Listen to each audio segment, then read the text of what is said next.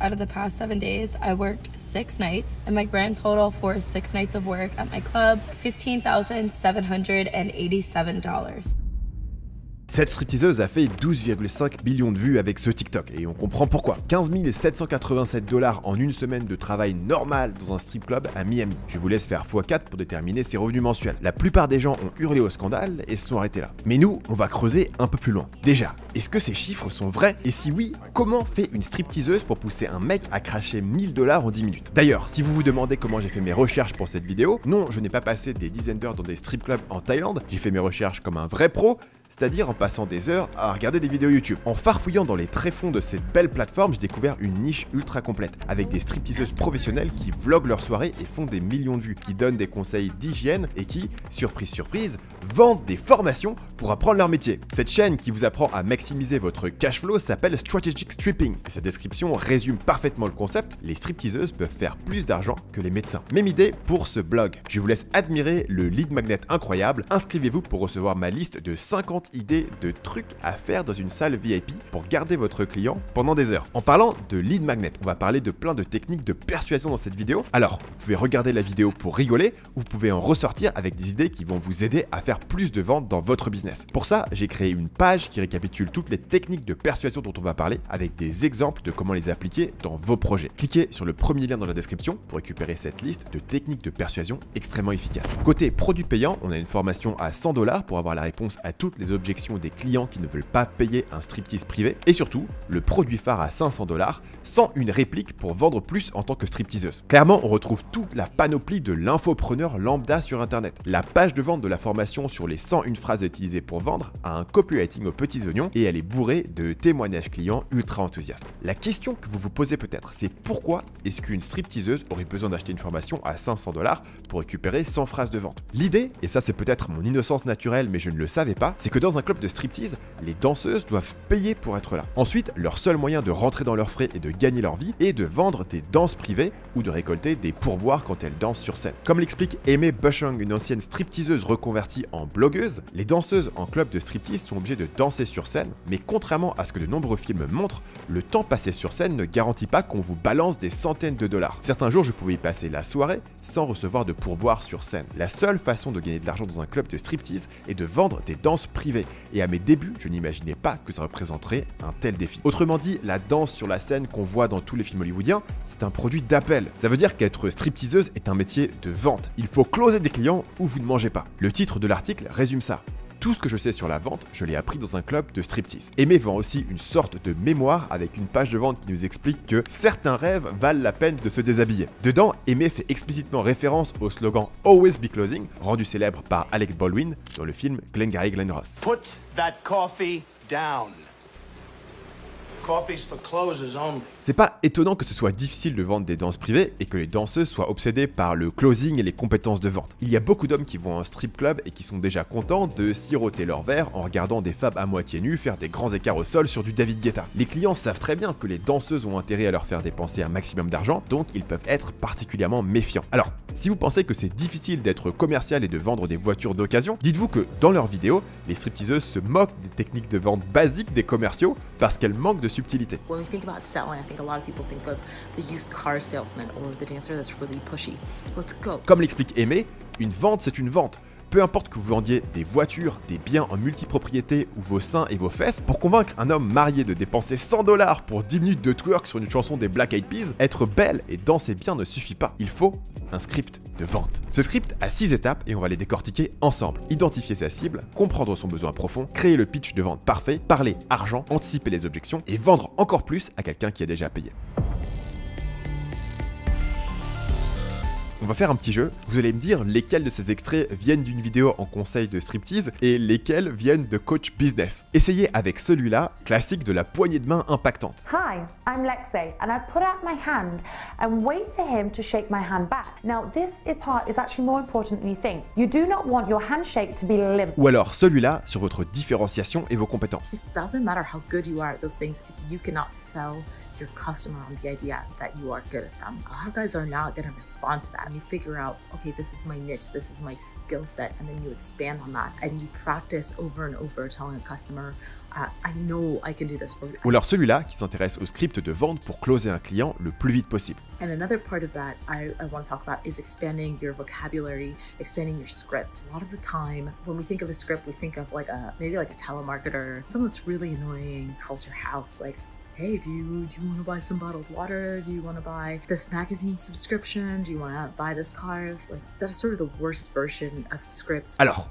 comment on fait concrètement pour faire dépenser des sommes astronomiques à des pères de famille paumés un mardi soir dans un club? Première étape, c'est de choisir sa proie avec soin. La stripteaseuse est payée pendant les danses privées, donc tout le temps qu'elle passe à discuter avec des clients du club doit être rentabilisé. D'autant que j'imagine qu'en strip club, ça doit être la même chose que dans n'importe quel business sur internet, ce sont les gens qui dépensent le moins d'argent qui sont les plus chiants. What you need to remember is it's not just about approaching any old guy. You want to decide on who it is that you're approaching. So it saves you time and energy. If there's a club that has customers, you want to get to the right ones fast. If you're wasting your time and your energy with someone who only wants to pay $20, someone else is going to go to the customer who's willing to pay $1,000. Déjà, Aimé nous explique qu'il y a des profils à éviter à tout prix. C'est une bonne idée de commencer par élimination, parce que c'est souvent plus facile d'éliminer les 20% des pires prospects plutôt que d'identifier les 20% de meilleurs clients. Donc le premier profil à éviter, c'est le type assis avec une pile de cash sur la table, ce qui est très contre-intuitif comme conseil. Mais apparemment, le but de ces mecs est d'attirer le maximum de danseuses à sa table et de discuter avec elles toute la soirée pour impressionner les autres hommes. Ce genre de mec dépensait des centaines de dollars à acheter des verres aux danseuses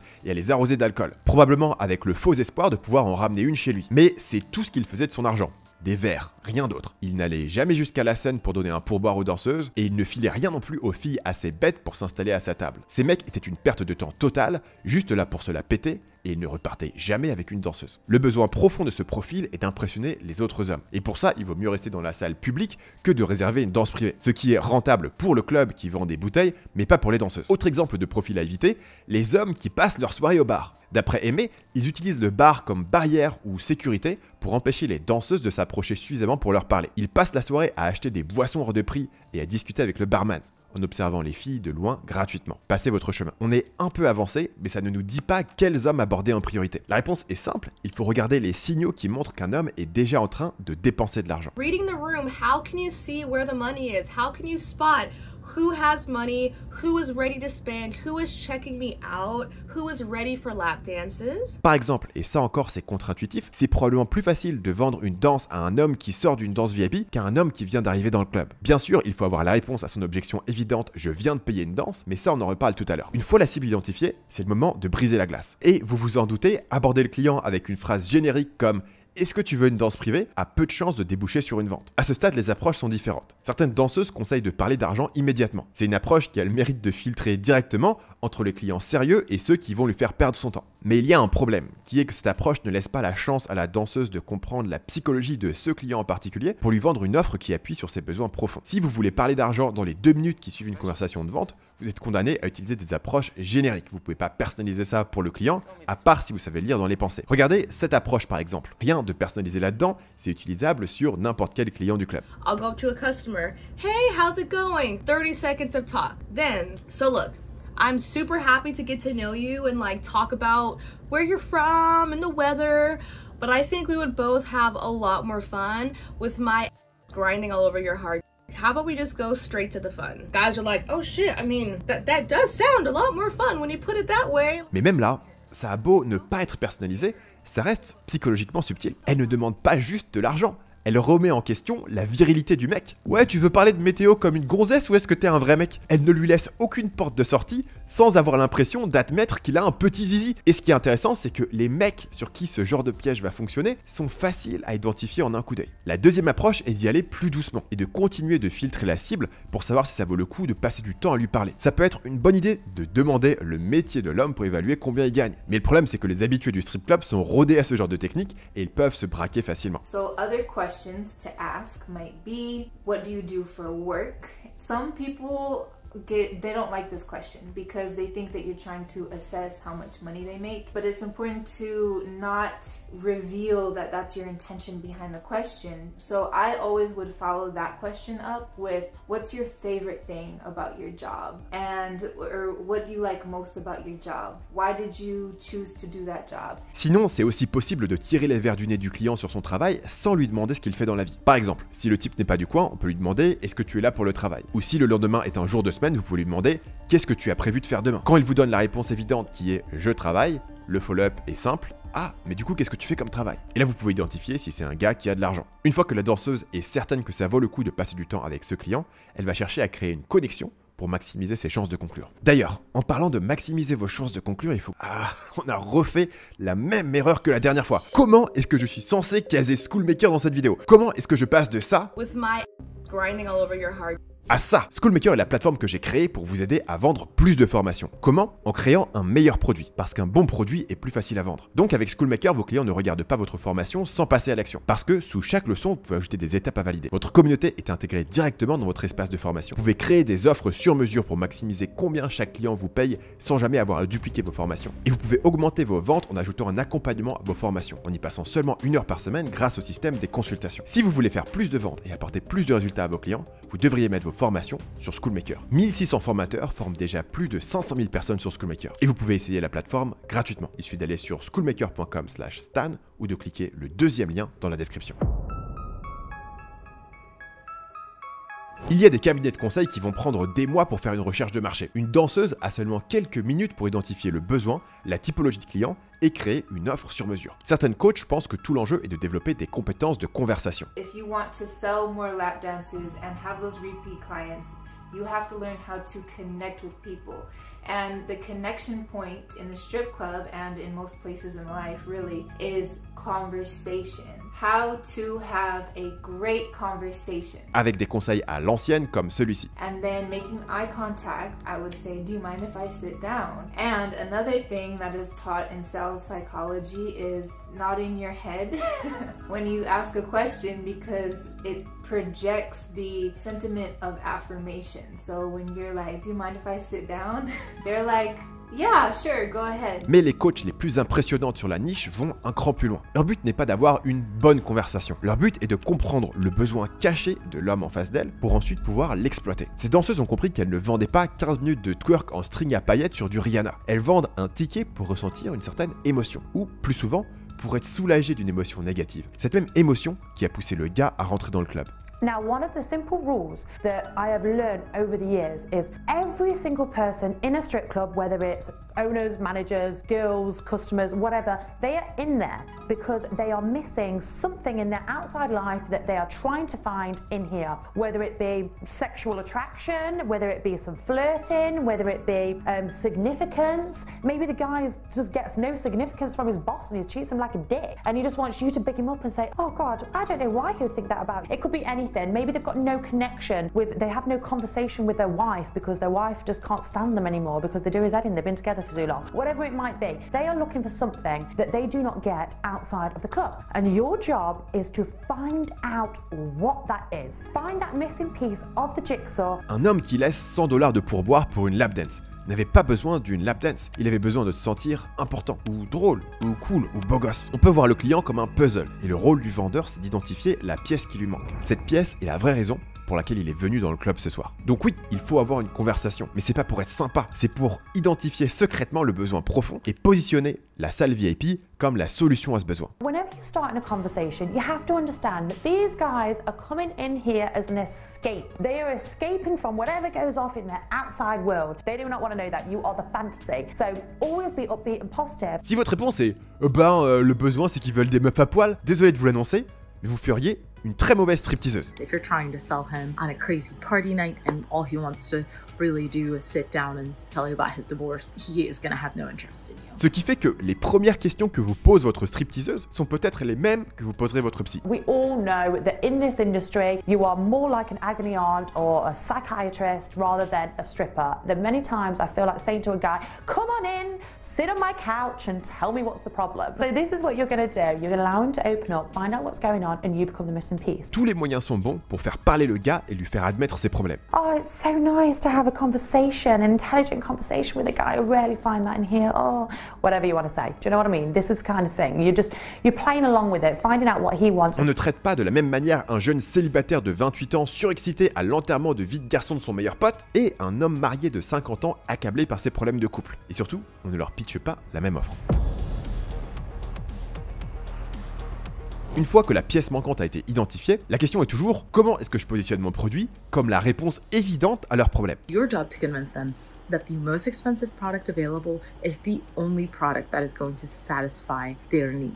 Une fois que la danseuse a compris le besoin, il suffit d'un peu de jeu d'actrice pour devenir la femme de ses rêves qui répond parfaitement à ce besoin. Is he driven by significance? Is it all ego for him? If it's ego, you're stroking his ego, telling him how amazing he is. If it's about connection, you can be touching him on the arm and feeling that connection like every now and then. Oh, if it's all about that. If it's about the fact that he wants to bitch about his boss, you bitch about his boss with him. Who cares? Whatever it is. Par exemple, si le gars est là pour s'amuser, elle peut dire ça. I know that you are gonna love this. I am all about fun. I've got the best idea ever. Let's go upstairs in the VIP and play Naked Body Shop. Then we're gonna have so much fun. Si elles sentent que le client essaye de flirter, l'approche est différente. And you lean in. This is the best thing. Always lean in. Okay, really close. And like, I've got an idea. Let's take this somewhere a little bit more private so we can get to know each other a bit better. Step into my office upstairs. Do you understand where I'm coming from? Si l'homme est dans le club de striptease pour la première fois et a les yeux comme des soucoupes, vendez-lui le fantasme absolu. Mais guidez-le à chaque étape pour qu'il ne se sente jamais perdu. S'il est là pour oublier qu'il se fait martyriser toute la semaine par son manager, redonnez-lui un sentiment de contrôle sur sa vie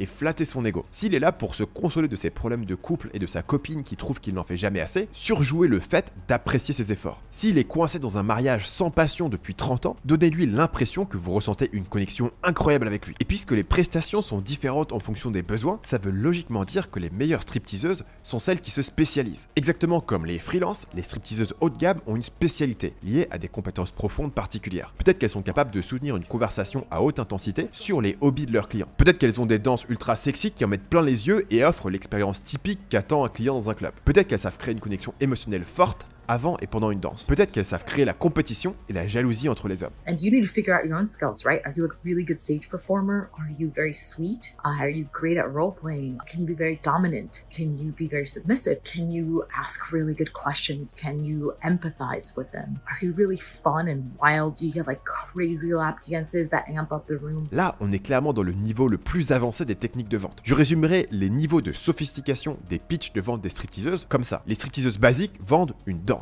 Les stripteaseuses moyennes vendent une expérience. Les stripteaseuses haut de gamme vendent la solution à un problème émotionnel grâce à la théorie de la pièce de puzzle. Le premier niveau tombe dans un piège bien connu des marketeurs, qui est que quand vous vendez un produit, il ne faut pas vendre ses fonctionnalités, mais ses bénéfices. Dyson ne vend pas un aspirateur, il vend une maison impeccablement propre, sans effort. Chanel ne vend pas un flacon de parfum, elle vend le pouvoir de laisser une empreinte partout où on passe. Tesla ne vend pas une voiture électrique, ils vendent le sentiment de conduire le futur. C'est pour ça que les stripteaseuses dont le pitch de vente se résume à « Est-ce que tu veux une danse ?», auront des clients qui ne sont pas prêts à payer aussi cher. I do not want to hear any girl saying, do you want to dance? Oh my God! Guys hear this all the time and it's not sexy. They don't want you to say that. Voilà une explication concrète de l'idée que vous ne vendez pas des fonctionnalités, mais un bénéfice. Because when you're describing a VIP, it doesn't have to be, and I really encourage you not to do like a list of activities or things you can do.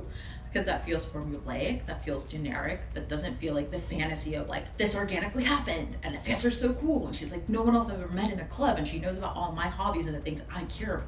That's what we're going for. That's the experience we want to sell. Le niveau 2 a compris qu'il ne fallait pas vendre une liste de prestations, mais une expérience. C'est l'approche de la majorité des coachs qui donnent des conseils pour gagner plus d'argent avec le striptease. Alors, comment on fait pour vendre une expérience et pas juste une danse? On peut rendre la conversation sexuelle le plus vite possible pour offrir aux clients le fantasme qu'ils sont peut-être venus chercher. Instead of saying, oh yeah, my day is good too. Fuck, what do I talk about next? I'm like, honestly, can I be honest with you? And he's like, okay, sure. And I'll say something like, I don't know if it's the moon. I don't know what the fuck it is, but I have been so fucking horny today. I've literally come like 4 times today and it's barely 8:30 p.m. And they're like, what? Le petit détail qui tue, c'est la lune. Ça n'a tellement aucun sens, mais en même temps, c'est tellement ce qu'on attend d'un certain type de femme que ça court-circuite le cerveau du mec. Il est encore en train de penser, mais attends, la lune? Genre comme un loup-garou? Genre comme la marée haute? Et il oublie de questionner le mensonge évident qu'elle est chaude bouillante. I've literally come like 4 times today. Ce genre d'accroche a l'avantage de rendre la vente beaucoup plus naturelle. We're in a sexual setting. Men are there to fulfill a fantasy. They're there to be around beautiful women. They are not there to talk about the weather. They're not there to talk about random topics or to talk about work or to talk about their fucking wives or their kids. It's really hard to go from talking about the weather to talking about having my tits in your face and getting a lap dance. Une technique simple pour en arriver là est de faire ce que les coachs en séduction conseillent depuis la Rome antique et de plus ou moins subtilement orienter la conversation vers des sujets sexuels. I'll sometimes ask, what are your biggest turn-on? They'll tell me theirs and I'll tell them mine. Yeah, you know, I really love being choked. That just turns me on so fucking much, like, and I'll tell them why I love it, and I'll tell them what it does to me, and I'll tell them how horny it makes me. Then I'll be like, how about we go upstairs and get a VIP and have some fun? How could he say no to that? But if I'm talking about the fucking war in Iraq and the fucking people dying, and then it's like, okay, let's have a VIP. It doesn't work like that. Vous remarquez que dans cet extrait, la danseuse propose la vente avec la phrase « Et si on allait en VIP pour s'amuser ?» Ça marche parce que juste avant, elle a décrit ce qu'elle entendait par s'amuser. I really love being choked. C'est comme ça qu'on transforme une fonctionnalité en bénéfice. Parce que techniquement, aller en VIP, c'est aller dans une pièce un peu glauque pour 30 minutes et ça coûte quelques centaines de dollars. Alors il ne faut pas vendre cette pièce, son canapé radioactif ou les 30 minutes. Il faut utiliser ce que j'appelle la technique de la boule de cristal et peindre une image concrète de ce qui va se passer à l'intérieur. I really love being choked. La technique de la boule de cristal est un classique du marketing. Le vendeur fait visualiser au client potentiel sa vie après la vente. Un coach sportif ne vous parle pas des 3 séances par semaine qu'il va vous vendre. Il vous dit, imagine-toi cet été à la plage, tu portes le maillot de bain que tu veux, tous tes complexes ont disparu. Un vendeur de matelas ne vous dit pas mémoire de forme et 7 zones de confort. Il dit, tu te réveilles totalement reposé tous les jours. Un prof privé d'italien ne vous barbe pas avec sa méthode en 12 modules de grammaire. Elle vous vend du rêve en vous disant, dans 6 mois, tu achètes ton café à Rome en italien sans hésiter devant la serveuse. Si la stripteaseuse est suffisamment douée, une bonne visualisation peut suffire à déclencher une vente. Men are very visual creatures. The more you can paint these pictures for them, the easier it's gonna be to get them horny. And when you can get a guy horny, he stops thinking with his brain and starts thinking with his. And when he's thinking with his, he spends all his money. Regardez comment cette danseuse utilise la technique de la boule de cristal pour amener la vente, sans parler de la salle VIP. You know what? I brought a game of Twister. So we're gonna pick out 4 of my hottest friends, and we're gonna play the most competitive game of Naked Twister that you've ever seen. Why are we even talking about this? Like, let's go. Là, on est sur de la visualisation de haute voltige, et pas du tout sur une offre basique comme « Est-ce que tu veux acheter une danse privée ?» Mais à ce moment précis, la stripteaseuse est confrontée au moment le plus critique de sa vente. Elle doit parler argent, sans casser le fantasme qu'elle vient de construire. Par nature, les gens sont sceptiques et rebutés par les vendeurs, même si le vendeur porte des talons de 15 cm et qu'on voit la moitié de ses fesses. La punchline est d'aimer Beauchamp. Et je rajouterais même que les clients d'un strip club sont encore plus sceptiques que la moyenne, parce que l'illusion qui est vendue est brisée quand le client se rend compte qu'il ne s'agit que d'un travail pour la femme. Dans les extraits que je vous ai montrés tout à l'heure, j'ai laissé quelques secondes de trop pour que vous puissiez voir le moment où la stripteaseuse sort de son personnage. I've got an idea. Let's take this somewhere a little bit more private so we can get to know each other a bit better. Step into my office upstairs. Do you understand where I'm coming from? You've got to make your move depending on what he wants. Quand vous achetez une voiture et que le vendeur fait semblant de vous trouver super sympathique, ça l'aide à faire la vente. Mais au final, vous êtes là pour acheter une voiture, donc même si vous vous rendez compte que c'est un peu pour de faux, c'est pas très grave. Pour une stripteaseuse, c'est plus compliqué parce que le client est là pour elle et la relation entre la vendeuse et le client est le cœur de la prestation. Heureusement pour les stripteaseuses, elles ont un gros avantage qui est qu'elles opèrent dans une asymétrie d'informations totale. Ce que ça veut dire, c'est que la plupart des clients ne savent pas comment fonctionne un strip club, combien la danseuse doit payer pour travailler et le pourcentage de sa danse qui revient au club si elle en vend une. Ça paraît insignifiant, mais ça ne l'est pas. C'est comme ça qu'elles peuvent demander plein d'argent sans casser l'illusion d'une connexion spéciale. You might get double tipped because customers, they don't know how the fuck a strip club works, right? So if I say, let's make it simple, an hour is $1,000. You're gonna pay me $500 and then we're gonna pay the club the other $500. Perfect. That's just how it's split. I didn't use the word tip at all because at the end of the dance, I'll ask them like, do you want to tip me for giving you an amazing dance? The $500 they paid, that was just my cut. The club keeps the other $500. They don't need to know that that's not true. The club keeps the other $500, but this $500 is for me. This is just how it works here. I don't make the rules. But if you want to tip on top, please do. And they might tip you even more. Dans ce script, elle met la responsabilité responsabilité du prix sur le club. Le club réclame 1000 $ et prend 50%. Ce qui n'est pas vrai, elle pourrait demander un prix différent. Mais en annonçant ça comme la règle du club, elle ne prend pas la responsabilité. Et comme les premiers 500 $ qu'elle aura touchés n'ont pas été positionnés comme un pourboire, elle peut demander un deuxième pourboire et le mec aura peur de passer pour un radin s'il refuse. Il y a aussi le problème technique de répondre à des questions simples comme « Qu'est-ce que je vais avoir pour mon argent ?» Comment est-ce que vous quantifiez le service? Traditionnellement, c'est quantifié en nombre de chansons que la danseuse va passer avec le client. Mais toutes les chansons ne durent pas la même durée, ce qui peut susciter des questions qu'on préférerait éviter. Guys, this whole 3 songs, 2 songs, it's confusing. How long is a song? Which songs? Why a song? Une possibilité simple est de transformer ça en minutes. I'll say, oh, it's 10 minutes for 100. It's so much easier to think in minutes than to think in songs. Dire « ça dure 10 minutes » a le mérite de ne susciter aucune question. Mais ça a le désavantage de retomber dans le domaine des fonctionnalités. Le calcul du tarif par minute est vite fait, alors que la danseuse veut son client concentré sur son excitation et pas sur des chiffres. Une stratégie encore plus avancée est de complètement esquiver la question. But if someone asks me how much a dance is or can I do a dance, I say, sure. Let's start with 100 and go from there.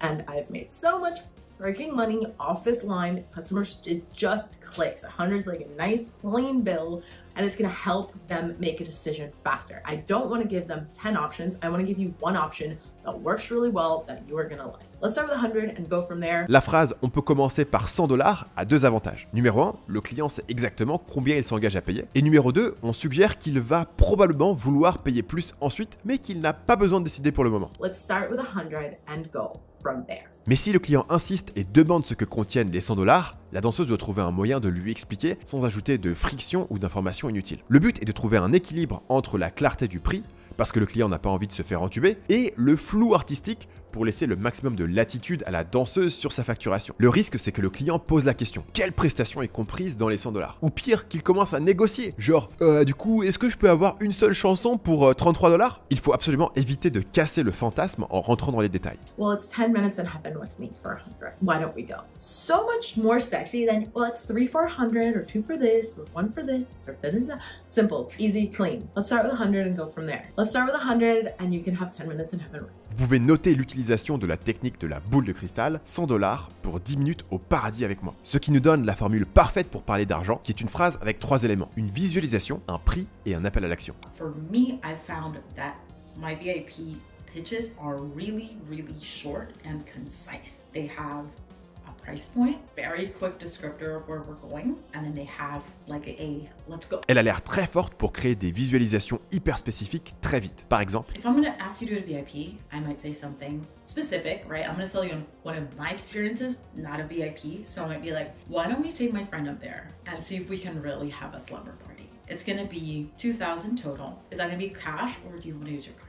So specific. You know what the experience I'm selling is, so you can't ask me what's going to happen. You know exactly how much it's going to cost, and you know that we should go now. À ce stade, même si la danseuse a réussi à incarner l'expérience ultime dans le niveau 2, ou la solution au problème le plus douloureux, qui est le niveau 3, le client a des dizaines d'objections en tête et il faut avoir les réponses.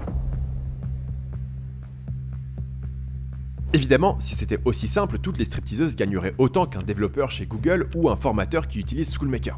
La réalité, c'est que à ce stade, la majorité des clients vont dire « Non merci, je suis là pour regarder ». Les stripteaseuses disent souvent que la différence entre un oui et un non se joue à rien. Have you ever thought about what makes a customer say yes and another say no? Especially when the difference can be so subtle, an ordinary eye can miss it. Well, while there are many different techniques to influence someone with. Vous voyez les formateurs en dropshipping qui ont une voiture garée au milieu de leur studio d'enregistrement? Je crois qu'on vient de trouver la version féminine. C'est de faire des vidéos dans son dressing avec les chaussures Louboutin retournées pour que la semelle rouge soit immanquable. On a aussi le sac Vuitton, classique, et du parfum, c'est nouveau. Répondre aux objections est généralement le plus dur dans n'importe quel processus de vente. Décrire votre produit, c'est une chose, mais c'est beaucoup plus dur de répondre de manière convaincante quand on vous rétorque que c'est trop cher, que les concurrents font mieux ou qu'on ne croit pas à vos promesses. Le blog Rags to Riches, dont on a parlé tout à l'heure, propose une formation à 100 $ intitulée « Quand il vous dit », pour avoir des réponses toutes faites aux objections les plus courantes. Et c'est vrai que la plupart des gens considèrent que dépenser des centaines de dollars en une soirée dans un strip club n'est pas un usage raisonnable de leur argent. Donc des objections, le client en a à la pelle. L'objection la plus courante est probablement « ça ne vaut pas la peine de dépenser des centaines de dollars pour un moment éphémère que je vais regretter demain ». Une excellente manière d'anticiper cette objection est de manipuler le client pour lui faire croire que pour la stripteaseuse, c'est pas un moment éphémère, elle espère le revoir. And you could even say things like, next time you hear this song, I want you to come back and see me. I want you to put it in your mind that you're gonna come back in and you're gonna see me. La meilleure manière de répondre à l'objection « c'est trop cher », c'est de l'assumer. Some customers are gonna immediately go, whoa, that's a lot. So you have to be ready to handle that. Of course it's a lot. You came here for a lot. You want a lot of fun. It's gonna be a lot. Right? Autrement dit, mon produit est cher, mais il le vaut. Le plus important, c'est de créer l'impression que peut-être que tu es surpris par ce prix, mais moi non, parce que c'est le prix habituel et tous mes clients le payent sans problème. You know, there's lots of ways to handle this, whether it's just like nodding and being like, yes, honestly, that's how I answer it most of the time when someone's like, it's a lot, I'm like, or I'll say, yeah.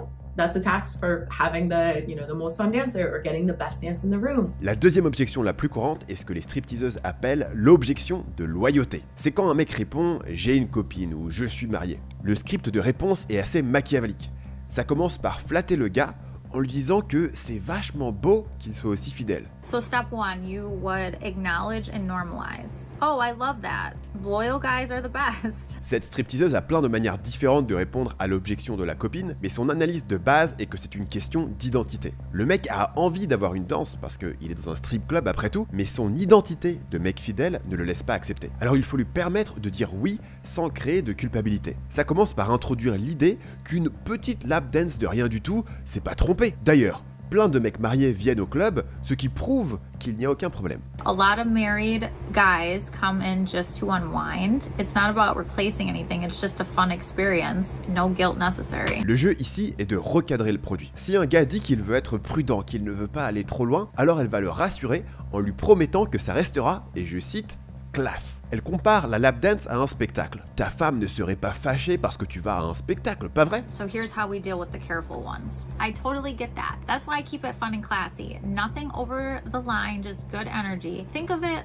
like a personal performance. Would she really be mad if you just watched a show? Tout à l'heure, je vous ai dit que ça faisait sens de cibler les gars qui sortaient à peine d'une danse parce qu'ils ont prouvé qu'ils dépensaient de l'argent. Mais évidemment, ça ne marche que si vous avez la réponse à l'objection immédiate. Désolé, ça aurait été avec plaisir, mais je viens de payer une danse. Je suis tombé sur la chaîne d'une stripteaseuse qui avait une réponse diabolique à cette question. Elle a supprimé ses vidéos depuis, donc malheureusement je n'ai pas l'extrait, mais sa réponse est trop bonne pour ne pas en parler. Quand un mec lui dit « je viens de payer une danse », elle répond « est-ce que tu es satisfait ?» Cette question est d'une perversité ultime, parce que, évidemment, tout le principe d'un strip club est d'augmenter au maximum la frustration des hommes, puis de l'utiliser pour leur faire sortir leur portefeuille. On fait monter la sauce, mais on ne cuit pas le gâteau, si vous voyez ce que je veux dire. La réponse à la question « est-ce que tu es satisfait ?» sera donc toujours non. Et donc elle sous-entend qu'avec elle, il sera satisfait. Comment ? Elle suggère que le club est moins strict avec elle. Son but est de sous-entendre qu'il va se passer quelque chose dans la salle VIP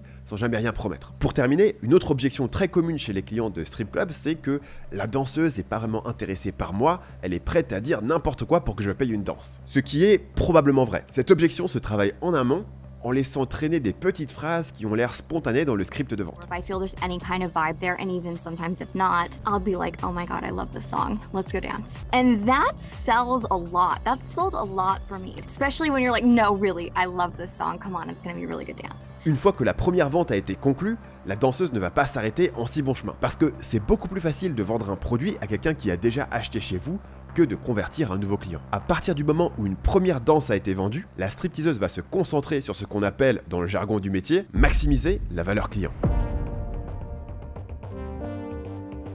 Un upsell, c'est vendre quelque chose en plus à quelqu'un qui vient d'acheter. Dans ce domaine, les stripteaseuses dominent complètement le vendeur de formation le plus bourrin qui ait jamais ouvert un compte sur ClickFunnels. Voilà une description détaillée de Aimé Bochon. Et croyez-moi, j'ai déjà coupé les parties les plus hardcore. Pendant la première partie de la chanson, je passais mon temps à me déshabiller jusqu'à rester en string. Oui, désolé pour la voix IA, mais j'avoue que j'avais pas la foi de lire cette citation. Je n'enlevais le bac à la dernière minute, juste avant de commencer le grinding. Quand la chanson se terminait, le client était souvent à 2 doigts de terminer. J'ai entendu dire que c'était douloureux pour les hommes. À ce moment-là, je lui disais que je pouvais continuer s'il payait une autre danse, ce qu'il faisait presque toujours. Il faut toujours les laisser sur leur faim. Chaque vendeur a sa technique. La mienne, c'était de leur provoquer des douleurs aux testicules pour les pousser à acheter encore. Pour la manière précise de poser la question d'upsell, les stripteaseuses jouent sur la défiance naturelle des gens envers les vendeurs. Dans un contexte de vente, votre réponse par défaut, c'est non, parce que vous avez déjà intégré qu'on essaie de vous faire sortir de l'argent. Donc les danseuses retournent ce mécanisme à leur avantage. I love using something like, you don't want me to stop, right? Or should I stop? Do I have to stop? Do you want me to stop? Does it have to be over? And all of those ask you to say no. Because if I say, do you want me to stop? It's like, you're not doing anything new. Nothing is changing. You're just continuing this like lovely activity that you were doing before. Ça marche d'autant mieux que l'une des peurs des clients est de perdre le contrôle sur leurs dépenses pendant la nuit. La possibilité de dire non leur redonne un sentiment de contrôle. I always love asking them to say no. Do you want me to stop? Does it have to end? It gives them so much more control. Redonner aux clients le sentiment de contrôle sur leur argent marche aussi extrêmement bien pour obtenir un pourboire, plutôt que de laisser le client décider. Ce qui est compliqué parce qu'aux États-Unis, les gens laissent 20% de pourboire dans un resto. Mais dans un strip club, qu'est-ce qui est approprié? Heureusement que le client a avec lui une experte pour le guider. A lot of customers don't mind being generous, and when you ask with that level of confidence, even customers that were uncertain or that were going to argue about the tip are now like, this is the bracket. These are your options. You should give me this amount. If I did so. If I blew your mind, you should give me this amount. Specific, targeted, right? And they give you a reason to tip. Vous remarquez que la danseuse associe chaque montant à une émotion. Si tu as ressenti ça, tu donnes tant. Il y a deux éléments. Le premier, c'est d'être spécifique sur le montant. C'est contre-intuitif, mais si la stripteaseuse reste vague sur le montant pour être polie, ça va rajouter une friction supplémentaire et diminuer ses chances d'avoir un bon pourboire. I don't care what it is, just make it specific, because these generic like, do you mind leaving? I would appreciate if you left a tip. That don't mean anything. If he goes in his pocket and grabs a 20, you can't even be mad because all you said was, I'd appreciate a tip. I'm like, sure, like he gave you a tip, right? So be specific and give them a reason. Le second élément, c'est d'ajouter une raison. Un principe fondamental de la psychologie humaine, c'est que les gens ont plus de chances de faire ce que vous leur demandez si vous ajoutez le mot parce que. Et ça marche, même si votre raison n'est pas logique. You should give me 50% because you loved my ass, or because you had a great time, or because that's the best dance you've ever gotten. And then smile and wait. Il y a un conseil que j'adore de Dan Kennedy, un des papes du marketing à l'ancienne, qui a été repompé par tous les marketeurs depuis les années 90, même si beaucoup ne savent même pas que leurs idées viennent de lui. Dan Kennedy explique que vous devriez aller régulièrement à Disneyland, mais n'amenez pas vos enfants parce que ce serait une distraction. À la place, amenez un carnet et prenez des notes. Parce que Disneyland est la machine la plus sophistiquée jamais créée par l'être humain pour extraire le maximum d'argent possible d'un individu en une journée. Alors, la prochaine fois que vous vous retrouvez au strip club, amenez un petit carnet. Et si vous montrez cette vidéo à votre comptable, vous pourrez peut-être même faire passer ça en charge. This is not financial advice. Ou alors vous pouvez télécharger gratuitement le PDF qui récapitule toutes les techniques dont on a parlé dans la vidéo. C'est le premier lien dans la description. Et si vous avez apprécié le travail de recherche dans cette vidéo, qui vous apporte les vrais conseils de vraies stripteaseuses, vous allez adorer cette vidéo, où je vous montre les vrais conseils des coachs michto.